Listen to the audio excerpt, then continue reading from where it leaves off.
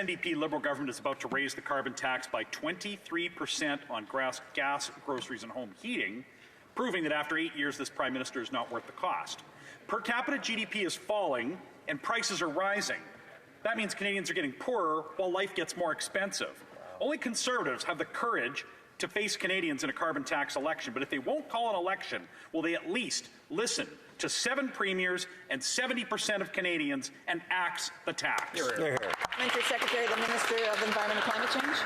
Thank you, Madam Speaker. It's clear now why the Conservatives and Premier Daniel Smith are on this bumper sticker campaign. It's because Premier Daniel Smith is increasing the price of gas in Alberta by their full 13 cents on April 1st through their provincial tax. They just want to scapegoat the price on pollution for their own decisions. Madam Speaker, in this case, I actually agree with Chris Sims, the Alberta director of the Canadian Taxpayers Federation, who said it's easy to throw your shoes at the federal government while cranking up your own fuel tax on the same day. Not good, Madam Speaker. Not good. Conservative hypocrisy at its finest.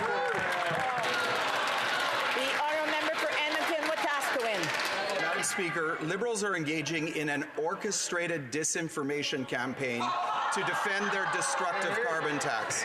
The report of the independent Parliamentary Budget Officer says plainly on page 4, quote, taking into consideration both the fiscal and economic impacts, we estimate that most households will see a net loss, unquote. In response, Liberals have deliberately excluded the PBO's economic impacts to artificially inflate their numbers. When will this Prime Minister end this blatant deception and finally axe the tax? The Honourable Parliamentary Secretary. It's incredible, Madam Speaker. That member from Edmonton is just here to do Premier Daniel Smith's work so that she can cover up her 13-cent a litre gas price hike on April 1st, Madam Speaker. It's absolutely atrocious that these Conservatives will stand in this House and allow Premier Daniel Smith, under the guise of axe the tax bumper sticker campaigns, to peddle the narrative that gas is expensive because of price on pollution. You know what that 13-cent price hike on April 1st doesn't include? A rebate. The Canada Carbon rebate rebates every single dollar of the Canada price on pollution back to consumers. That 13-cent hike does not. Honourable member for Edmonton-Wetaskiwin. And I want to remind members to please keep the tone down.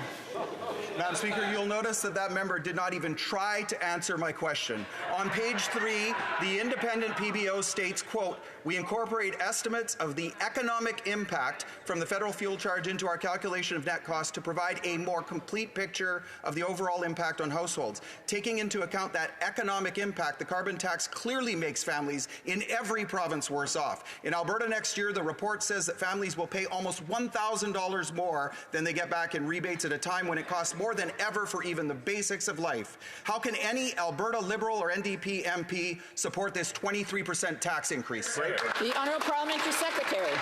Madam Speaker, what the PBO and the Auditor General said very clearly is that they're distressed with the selective use of facts from that report, Madam Speaker. And what they also said is that the economic cost is important to look at because there is a price to climate change. Climate change cost the Canadian economy over $2 billion last year, and it's likely that it's going to cost more this year because of wildfires adjacent to that member's riding. Madam Speaker, it's atrocious that the Conservatives stand in this House and misuse the Parliamentary Budget Officer's report. What he said very clearly is the consensus of economists is that carbon taxes are the least interruptive way to reduce emissions, and that rebate sends 8 out of 10 families more money.